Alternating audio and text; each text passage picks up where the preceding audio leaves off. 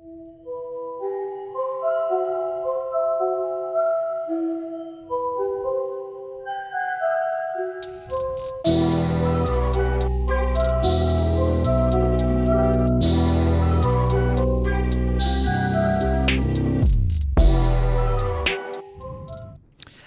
right. Hey, everybody. Welcome to episode 2 of Bulldogs Live. Today I have a co-host, Peyton. Say hello, Peyton. Hey, what's up? All right. Peyton is here to help me out today. Hey, can you believe we are in the 5th week of school? Can you believe that? No, it's crazy. It feels like we just started school yesterday. Yeah, it's gone by pretty fast. I tell you what. Anyway, football's officially started their season. We had our first game this past Friday night with a decisive win over Poteet, 52-0. It was just really good. I put out personally on my Ice Bath Baby YouTube channel. There's a behind the scenes AT perspective. It's out. You can kind of see a little bit of the game action and kind of just see how things go behind the scenes, right? Peyton, you had a little bit of hand in that, didn't you? Yeah, I did. I got to man the GoPro for a lot of the game, and it was fun because it's just really nice to get to show all the work that we do, and as well as our players do to get ready for these big games like this. Yeah, it was definitely fun. It's always fun making those videos and then just editing. Every time I always pull up to edit, it's always oh man, an hour and a half, and then I got to sort through it. But anyway, hey, I'm digressing. Let's get on with this week's episode. So volleyball's also started up their season. They're in tournament season right now. They've had a few games. We had a nice little segment on them last episode. And cross country has also started up. They had their first meet this past weekend, their first official full race meet this past weekend in Medina Valley. But you know what? We caught up with Coach Ashcraft and Coach Keene last week. So let's hear what they have to say. Okay, I'm Brooke Ashcraft. I am the head girls cross country and track coach. I'm also the assistant athletic director. And I have been in Bandera for 19 years and been coaching for 22 years. Of course, I have a vision for the girls, but it's not just my vision, it's their vision too. I'm really big on the girls setting goals for themselves, whether that being individually and team. And my seniors have really stepped up. Most of my kids, a core group of kids, have been running all summer. And so they've had a big goal of being back at the state meet as a team. That's really what they're working towards. I definitely saw the work ethic in the summer, them showing up, and I'm definitely seeing it every single day. It's a knockdown, drag out every single day to see who's going to be in the top 7 and the top 10. I have most of my kids coming back, all but one graduated in my top 10. My team was relatively young. I've been growing them, but I also have some incoming freshmen, one that is a true cross-country track kid, but I have some other kids that have never run before, and watching them improve in the last 3 weeks has really been interesting, seeing them, fighting really for some of the top JV spots, and maybe eventually by the end of the season, maybe even, the top 10. And so I see a lot of potential in my younger athletes. Everyone knows our district is insane. It doesn't matter if it's cross country or basketball or whatever the sport is. Basically, whoever gets out of our district typically is representing our district at the state tournament or the state meet. It's going to be, we just talked about this in our team meeting this morning, it's going to come down to us, Wimberley, Fredericksburg, and Davenport, in my opinion. Davenport always runs really, really well super early. They'll still be good, but Fredericksburg, they graduated 2 girls, but they have their number 1 runner coming back who is a strong runner, and they have some young runners too. It's super early in the season. I mean, I'm looking at all of those things. Obviously, we want to get out of district. I feel like if and when we get out of district, I feel like we will have a very good showing at regionals. I really feel like if we can get out of district, we will be at the state meet. I'm Coach Keene. I coach girls soccer and boys cross country, and this is my 5th year at Bandera. For cross country, we're hoping to make it back to regionals like we did last year. It's gonna be tough. We lost a lot of seniors last year, but we do have a solid group of leaders with the senior class this year. So we just got a couple new guys. Dominic Garcia, the junior, and then Carson Garza is a sophomore that just came in.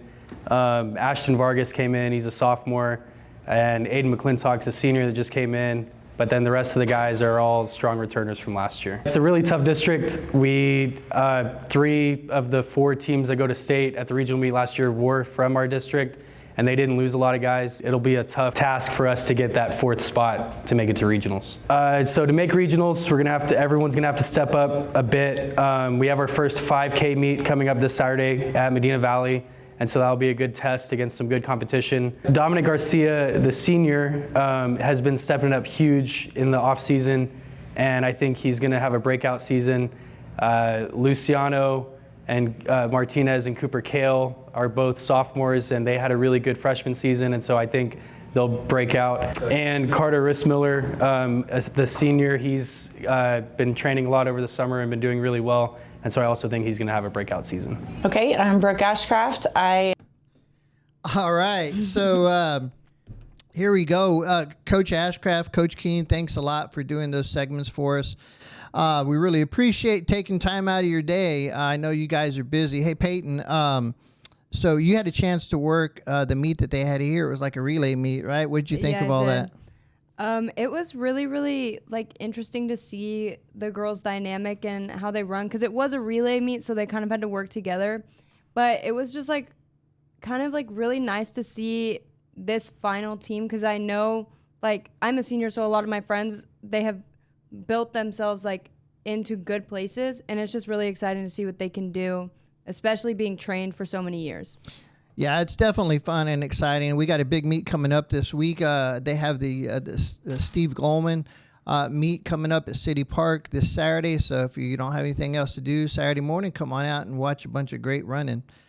Hey, so sports are definitely underway with football, volleyball, and cross country. But we got other things going on here at Bandera High School. And one of those is the one-act play. And right now they are busy and hard at work trying to nail down this semester's play. So I recently caught up with Miss Huber. So let's hear what Miss Huber has to say about the one-act play for this semester. I'm Mrs. Hubert, and I'm the Director of Theater and Forensics and Academic Coordinator here. I would say the biggest lesson is figuring out how to create an environment where my kiddos, whether it's theater, debate, UIL, academics, whatever they're doing, that they feel empowered and confident to try things.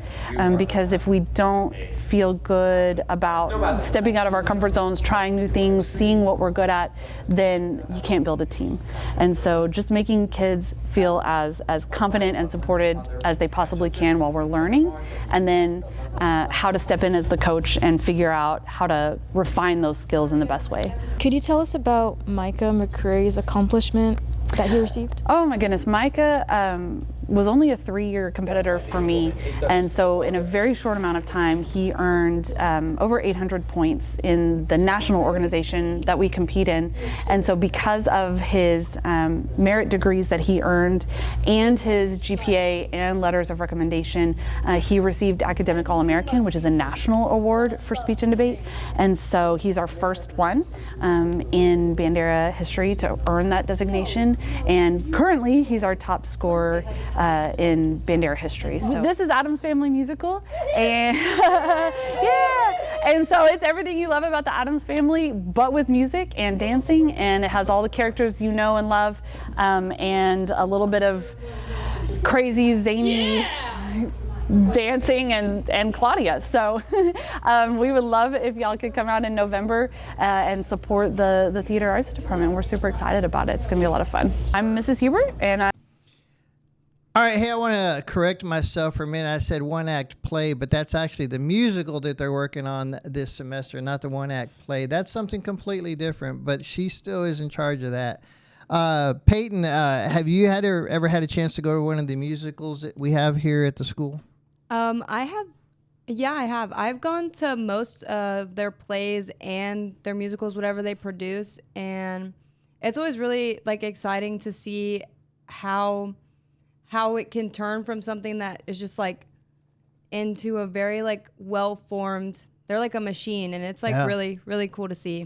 Yeah, it really is. Like when I went to the very, very first one ever, I was just astounded with how they memorize all those lines for that entire play. I know my friends are in theater and they tell me like everything they have to memorize, and I'm like, that is a lot of stuff to do in such a short amount of time. And I'm like, yeah, it definitely is. And so kudos to them. Thanks, Miss Huber, for insights on that play. It definitely sounds fun, something you might want to go check out. I'm sure you can find more information on the Bandera High School webpage once it gets closer.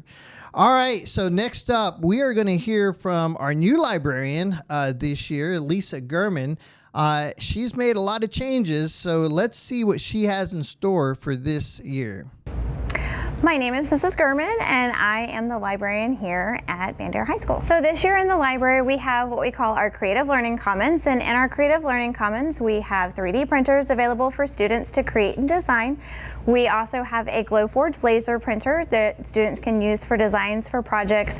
Teachers and staff are also welcome in to make creations as well.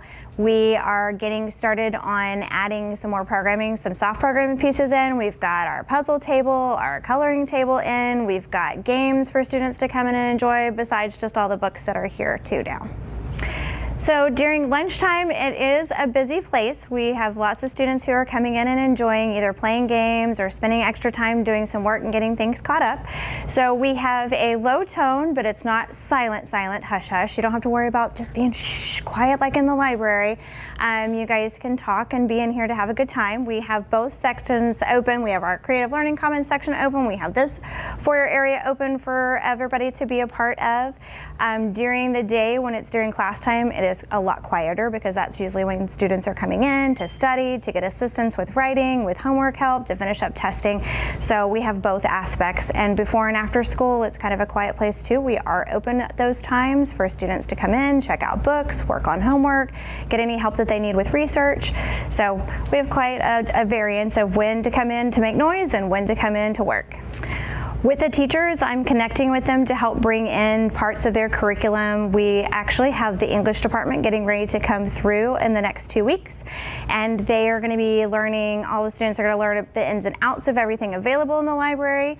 We have Cynthia from Palo Alto College coming over for our dual credit students, and she's going to show the dual credit students how to access all the available features. So our future plans are big and broad and wide. We're hoping to do some reconstruction in the future to make some more available space and get rid of some of the permanent old tabletops that we have that have had computers on them for such a long period of time, and now that we're all one-to-one, they're not a necessary place to be, and we're looking at bringing some more furniture in for comfort of use for students and give some more space. Some programming pieces that I'm looking at bringing in are some book clubs, doing that for after-school programming, even within. Looking at, having a student council advisory so that you guys can help make decisions about what books are put into our library, what we bring to our library to work with, and I'm going to base a lot of this off of our survey. I'm doing a beginning year survey, end of year survey that students will run through and be able to help give what they want to see as a part of the library, because this is your space to make your own. All right, so lots of exciting things going on in the library for sure. Peyton, have you had a chance to go down there and check that stuff out? I personally have not, but I have heard they're doing things for just for us not being allowed to have phones in school. And I think that's really cool, and I'm really excited to see what Ms. Gurman does to help change up the library. Yeah, she's definitely changed the culture in the library. One thing she wanted me to mention, we didn't really get a chance. You saw a little clip of it, right? But she's got a coffee bar. It got some hot chocolate there too. So come by, grab a cup of coffee, say hi to her, see what they got going on in the library. She will be more than happy to kind of show you the things that are going on there, the equipment that they got. They also got those really cool laser printers. I got to figure out something to laser print now, yeah, right? Just because I want to see it work, right? I mean, it's just really cool. So, all right. Last thing we got, I know that the year, like I said at the beginning of this segment, is only 5 weeks old, but our yearbook staff is already hard at work for this year's book. So we caught up with the journalism people, and let's hear what they have to say about this year's yearbook. All right, so my name is Beth Miller. I have been here at Bandera High School. I've been teaching for 4 years. I've been working here for 7 or 8, something like that. It's been a whirlwind. So I am the yearbook advisor, and last year our yearbook created an amazing book, super unique. They did it pretty much all from scratch. We cut out things, we glued, we pasted, we took pictures and edited. And because of that, the company that produces our yearbook, Jostens, actually bought about 15 books from us so that they could use them at conferences and stuff like that nationwide as an example for other schools to use. Right now we are kind of getting ready for next year's or this year's yearbook. So far we have our theme, we've got our font set, we have our colors, and we're just trying to make sure that everything's nice and cohesive so that we can produce something that, you know, is just as good as last year's. My name is Sayla Rogelski, and I'm the editor-in-chief of the yearbook. My aspirations for this year is to build up the other teammates so that next year when we're gone, that the book continues to be, I don't know, pretty and well put together. So that's my biggest goal, is just to train up other people. Our yearbook ads are good for getting money in the yearbook so that we can also sell them at a discounted price, and then also good for the businesses to get publicity. So just a good way to make money and to get your business out there. You can buy a yearbook ad by meeting with Andrew Retief and placing an ad through him, or you can email Beth Miller. All right, so Peyton, I know you're on the yearbook staff, are you not? Yeah, I am. Yeah, and what role do you serve? I mainly just take pictures because that's what I'm really passionate about. But, you know, everybody gets a page. And so me and Kyra this year are doing the volleyball page. So that's really exciting. Yeah, that'll be fun. I know that the yearbook, like I said, you know, like even Miss Miller said, it was really a good yearbook this past year, having the journalism team win another award and Jostens to be using our yearbook, just, you know, knowing that our yearbook is out there circulating around the United States of America somewhere, right? That's really cool. So I can't wait to see what they have cooked up for this year. All right. Hey, that's going to do it for this week's episode. We hope you enjoyed it. We still have a lot more to bring you, so be sure to like and subscribe to our channel. Tell people about it, and just spread the word, spread the love, right? So from all of us at Bulldogs Live, I'm Doc Martinez, and this is Peyton Mungia. Yeah, and we're saying we are one.